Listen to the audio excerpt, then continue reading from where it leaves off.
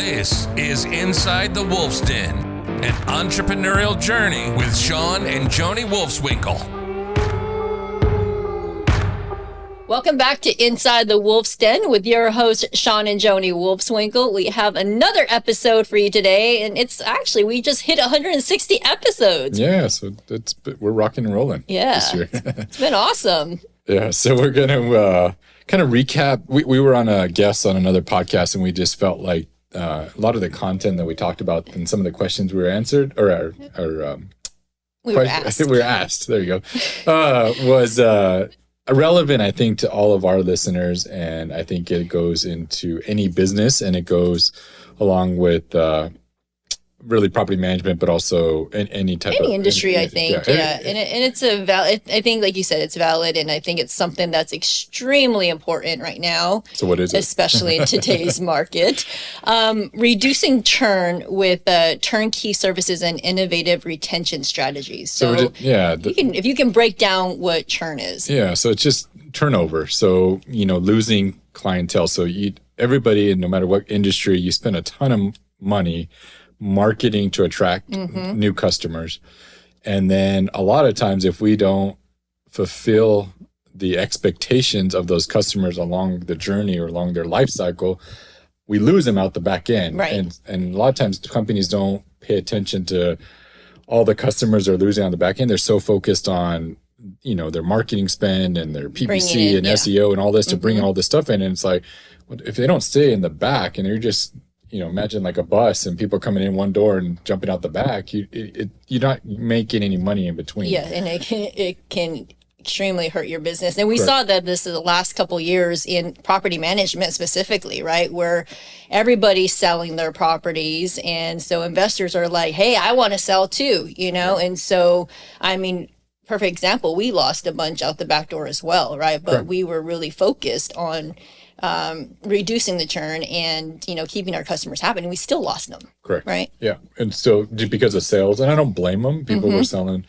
trying to time the market, and we had clients for the last 10 years, so they rode a really good time. It's like cycle in real estate. So I don't blame them for selling. Sell. If they have money, we always question like, where are you going to put the money and what are you going to invest it into? Because there wasn't a lot of options for them unless they're trading up into other properties. But we're just going to talk today about, how do you reduce that churn and how do you provide a level up in customer service to maintain them and keep them. And even if they got better alternatives or they're not sure, maybe they are comfortable, whatever, but they're going to stick with you, I guess. And that's what we're talking about, right? Is creating the stickiness within your company and making them stick with you regardless, because they love you, they love your service, they love the relationship you built with them.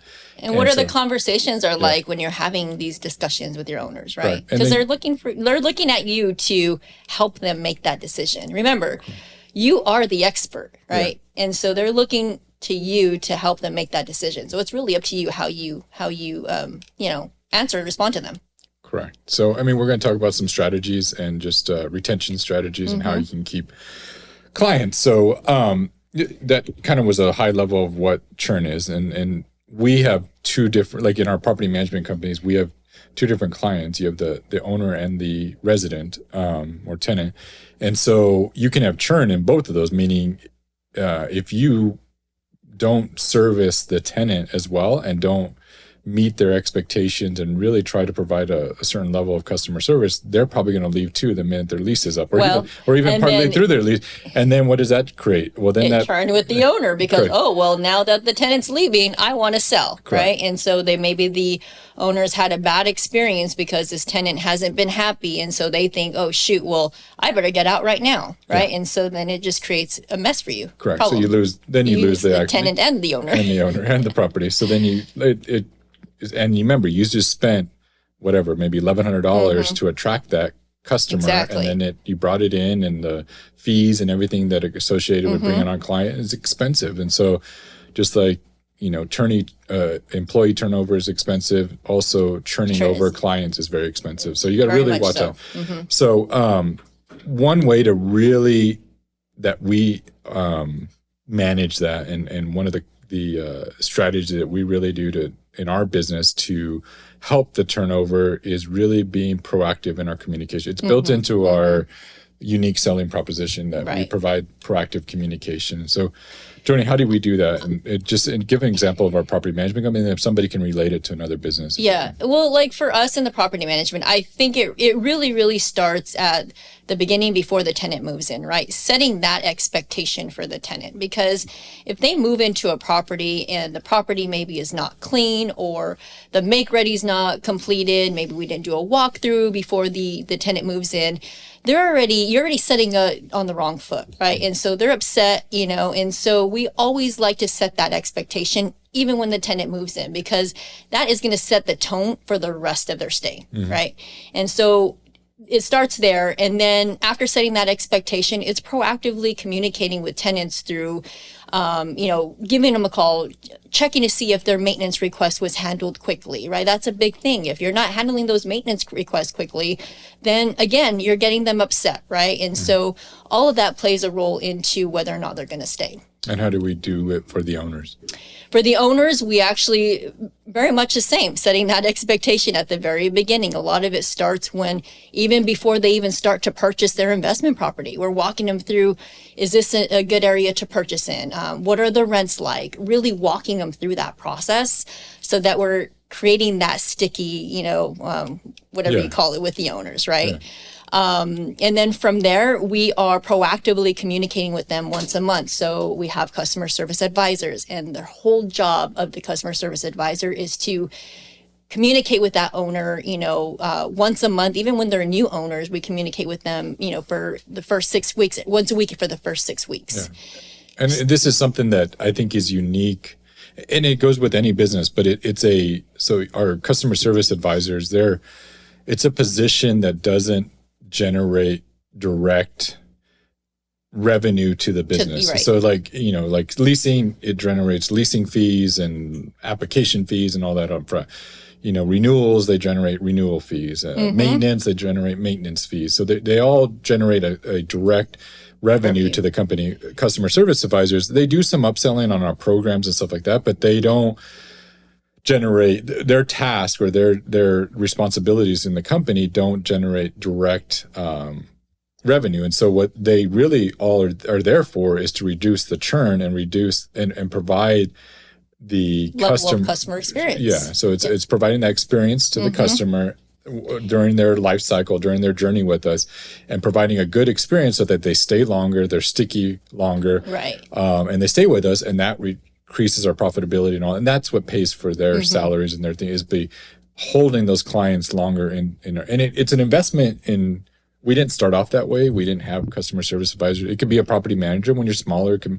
If one of your property managers doesn't have as much on their plate, they could probably do the calls, but our customer service reaches out to each owner once a month, regardless if there's an issue or not, because they want to hear from you. And some of them it depends on their communication style as well. You have to, some might like to be emailed, and that's fine, or, but if you can touch them at least once a month, they love it. Correct. And so this could be done in any business. So you should be interacting with your customers on a regular basis, especially for us, we manage their properties, so we're interacting with them on a monthly basis. But rather than just react, when you have a special or when you have a problem with their home or something like that, and just reaching out to them during those times, we really try to reach out to them and just touch base. And it could be just a phone call. It could be just, hey, everything's going great with your property right now. How's Bobby Joe's baseball been going, and they sometimes just talk with them, that trust. Correct. And so they just, you want to talk about that? Get into the trust factor of doing the proactive communication. Yeah. I mean, I think that just like you mentioned, right, it's not all about, giving them the details on their property or whatever business, call you're doing. Like, it's about building that relationship with the client, because if some of our clients have been with us since we started in 2010, right? And it's because we built that relationship over time where they trusted us and they knew we were going to get things done, right? And so in turn, we got referrals from it. We got other, they decided to buy another property because they believed in us so much. Right. And it comes back in many ways. So not only just creating the sticky factor, like Joni mentioned, or we talked about, but also what you just said, the referral. So like we get constant referrals from our existing business, and we ask for it, but we also, they do it naturally because they want to speak so highly of us. And we just got one this week where it was actually a client that left. You know, he decided to self-manage, which happens in this industry.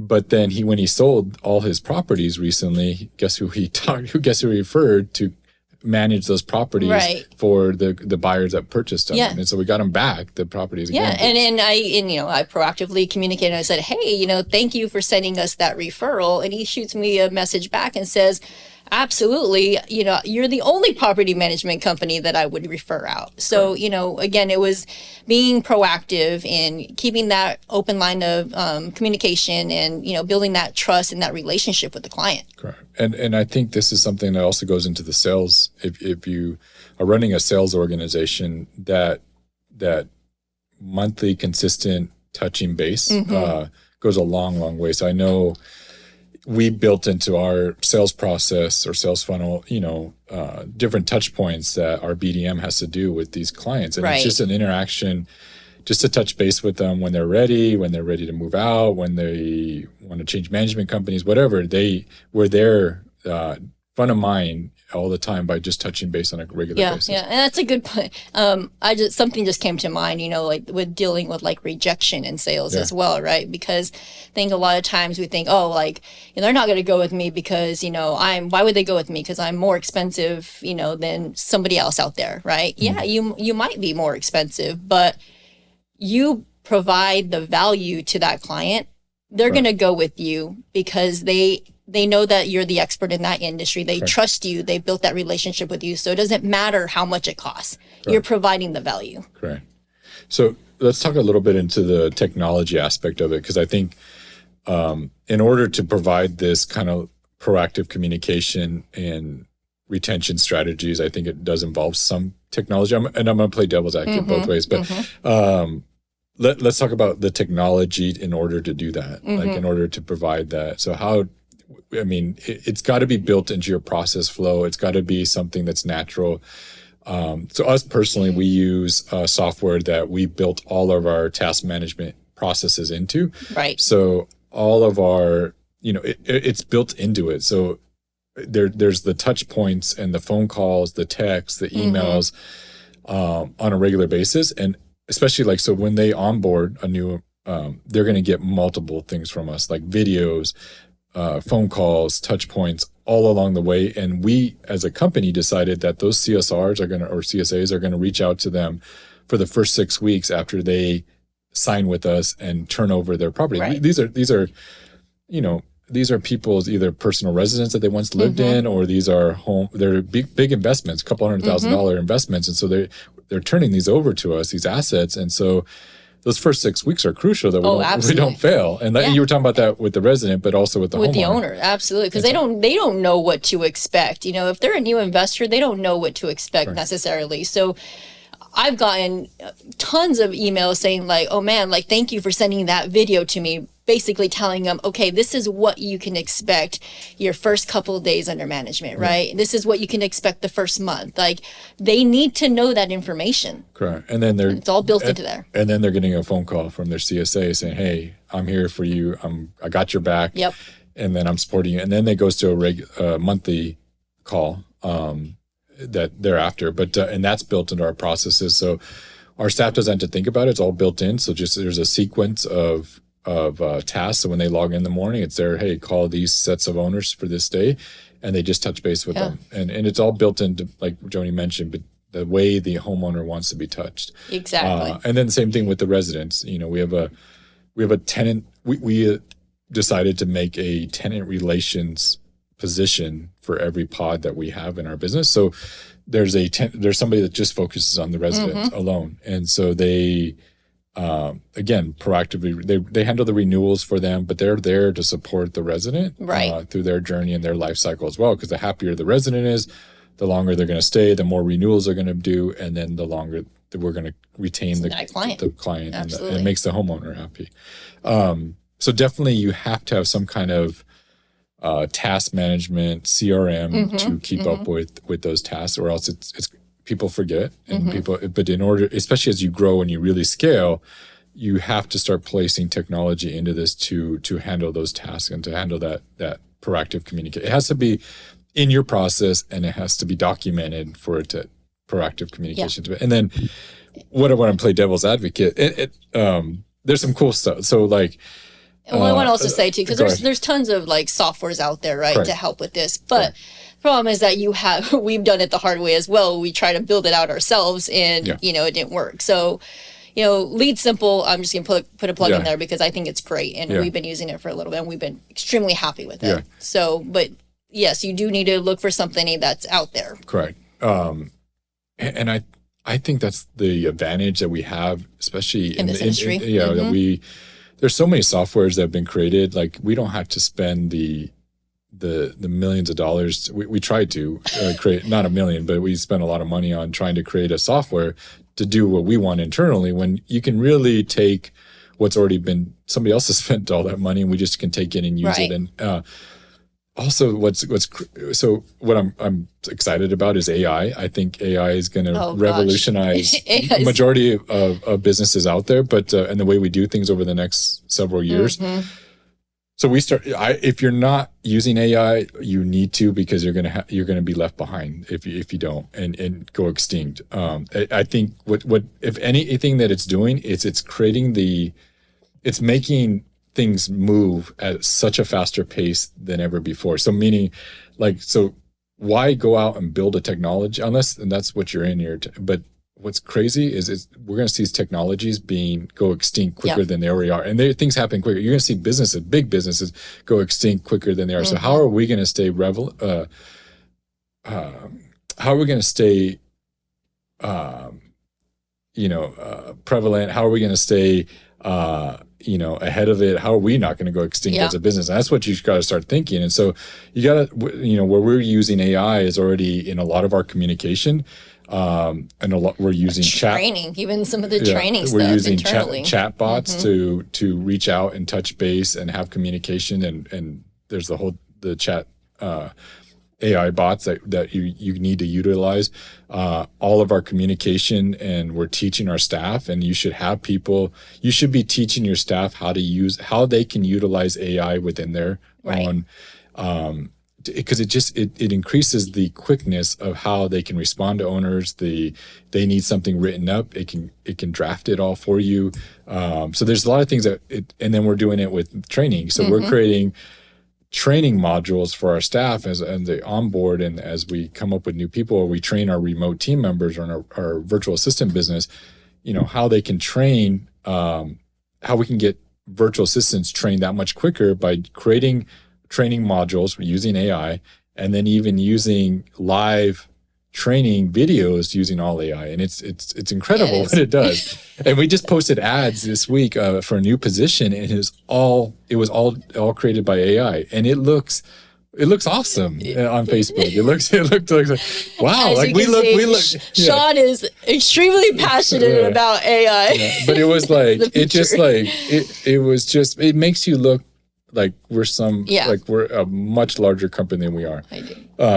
So anyways, I just think if you're not now the other opposite side of that is, and what we've learned too, the more you automate the business and use technology, the more you still need that human interaction. You do, and there's a balance. There's a balance, for sure. Yeah, and there's always going to be that need for it. So there's times where our customer service advisors, or even Joni and I as owners, maybe we've had a client for 10 years, and there's times where Joni and I will just need to pick up the phone, call that owner, and they just want reassurance from one of us. Right. They just want to hear our voice. And then it's like, okay, they're handling it. They're still involved in the business. They're good. And so you just need that every once in a while, that human interaction. And that's where the CSR is proactively picking up the phone and just talking, where it can't be an AI bot or I guess an email or it's gonna get to there where it probably could. But I'm just saying right now, for the next couple of years, we're still heavily needed to interact with the clients, and so that's And I think that's going to set you apart from a lot of other industries as well, because frankly, there's a lot of people out there that want to talk to a human, right? Correct. That they want that human interaction. They want to build that relationship, and you can't build a relationship extremely just off technology. And especially if you're a small business right now, I think if you to combat the larger companies that are like, so in property management, it's a lot of the smaller people are being gobbled up by some big players. The techs, yeah. Yeah, it's a big money behind it. But they're very technology driven. And so how we can separate ourselves is just provide that extra level of service that these big people aren't willing to do or One thing aren't built to do. They're building, we answer our phones, right? Live. Or we're being proactive in our communication. They're not being proactive in their communication. They might be sending emails and built all this stuff into their technology because they're technology companies. First and foremost, and then they're doing property management. But we can separate ourselves by providing that level of service. Right. So, what does it do as far as what's the benefits of providing proactive communication, working on tenant, your retention strategies? What's the ultimate goal with all of it? Well, the ultimate goal is to keep your tenants in there longer. And then in turn, we keep our owners longer, right? Which all leads to profitability. Exactly. And that's what I'm getting at is you can really see it on your profit and loss statements. You can see the churn. Yeah. You can see, and something you should be tracking. Yeah. And again, it's a KPI you should be tracking. How many are you losing? So in every one of our, our VA business, our, property management companies, we track the amount of existing, or even in our plumbing company, one of our KPIs is we're tracking how many new clients, how many existing clients. Like, so on plumbing, we track out of all our jobs, were they existing clients or was it a new client? Right. So we're tracking how many of our existing clients do we keep getting repeat business from. In our property management, how many counts have we lost and how many counts are we bringing in every month? And then the VA company, the same thing, but it really matters on your profitability. And, it does. And we also have our customer service advisors that are trying to save these accounts, right? Like, why are you leaving? What's the main reason, right? Is it a lot of them want to sell, like we talked about earlier, but is now a good time to sell? Where are they going to put their money, right? Because they're going to need to put it into something. And if they can't find another property, why would they want to sell? So, right. Yep. And then, so I think the really what we're getting at is to reduce churn and help create the sticky factor. You got to level up your customer service and on both one ends. way, on both ends. And then one way is the way we do that within ours is providing proactive communication. One thing that we've done that we talked about in the podcast we were recording was our turnkey company. Because that created what the goal with the turnkey company was, we created a one-stop shop for investors that were looking to invest in real estate, and it created a sticky situation because rather than just being a property manager, we were now a investment advisor. Right. We're not licensed. So we would find the assets for the clients, and we still do this today. I mean, we find the assets, we purchase the assets ourselves. So we're not only owners ourselves, and then we get them performing, get them as a performing asset before selling off to the investor. Yeah. And then we sell. So if you haven't heard our other episodes, we run a turnkey company that we build new construction homes or buy remodeled houses or houses that need to be remodeled, remodel them or build new construction, place a tenant in them, and then sell them to the investor, performing, rented, new constructed or fully remodeled, and then we professionally manage the property for them after the sale. Right. So they get a full one-stop shop. And the thing is, like, number one, we build all this trust on the front end with them. We are there for them. We provide great service.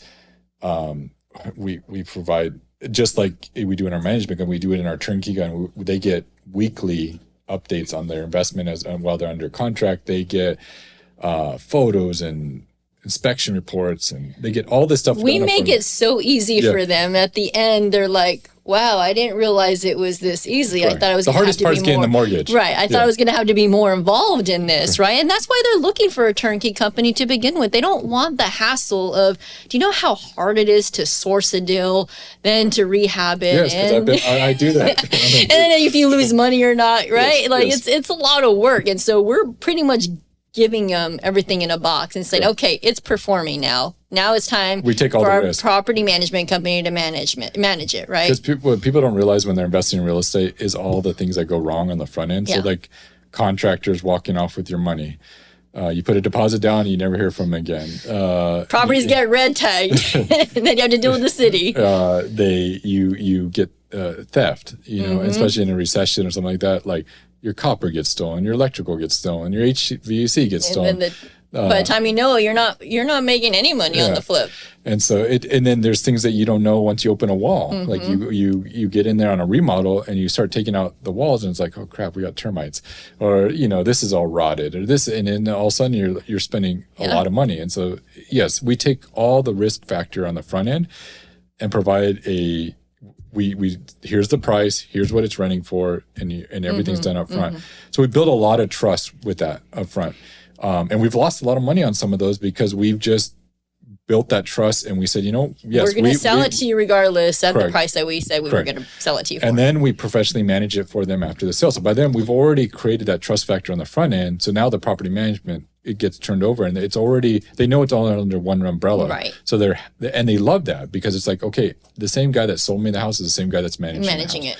And so like it's all done under one roof. And then even on the property management side, though, we're still providing everything for them because when they have the move out, guess who's doing the make ready, right? Guess who's getting it ready to re-rent. And then also even when they sell the property, we have that solution for them to sell it in our in our brokerage and try to sell it to another investor as well, right? And so it truly is a one-stop shop. Correct. And that's what they're looking for. And especially that's how they're able to live in other parts of the country, other Best where it parts of the makes world, sense, right? and live where they want, and then invest, and we got their asset. And so half of our clients buy sight unseen. Half of our clients have never seen the investment properties they own. And truly, it's the property management that's the most important. It doesn't matter where you buy. Anybody can buy a property, but it's the actual property management side of things that you really need to make sure that you have a good PM company behind you. Correct. So, and so if there's a way to create that in your own business, so I hope we are just providing you ways that we do it within our own business internally, but how you can apply that to your own business, the industry you're in. And is there ways that you can create the sticky factors? Is there ways that you can create a one-stop shop or a full service to where, again, you provide such a high level of service for that client that they want to keep just doing business with you. And many of you guys have started, when you first started your business, I mean, you were providing that extra level of customer service because you wanted to get the deal, right? You wanted to, get this customer. And I think that as we got spoiled, we kind of went away from that. And so getting back to bigger too. Yeah. And so going back to the basics of what got you there to begin with. Right. So, and as you scale and grow, it's not you doing it. It's now staff and team. Right. That's doing So how it. do you teach your team to do that? Correct. How do you create the process? How do you put the technology in your business that can fulfill that and still provide that level? So it might not be you, and that's the goal is for the owners to get out of the business and out of the day-to-day and have your staff, but still provide that level of service. Absolutely. So, that was a lot, right? Yes. Yeah. And use AI. So we're maybe we'll do another podcast. Brett doesn't know it AI. yet, but Brett's going to also become the chief AI officer for. That's I heard that on a podcast. Somebody had just made it up, but I really do think it's going to. Future. It's a future. So pretty soon you're going to see AI doing this podcast for us. So, but I hope everybody has a great rest of the week, and we'll see you all next week. All right, guys. See ya. Take care. You've been listening to Inside the Wolf's Den, an entrepreneurial journey with Shawn and Joni Wolfswinkle. Tons of entrepreneurial podcasts are out there talking talking. But Joni and Shawn are living it every single day. Their portfolio now includes many franchises and medium-sized businesses. We talk about the trials and motivators of successfully running a business. Join us again soon for another podcast. But until then, reach out on the website at InsideTheWolfsDen.com, on Facebook at Inside the Wolf's Den, on Instagram at Inside the Wolf Den. We'll see you again soon. This is Inside the Wolf's Den. We'll see you next time.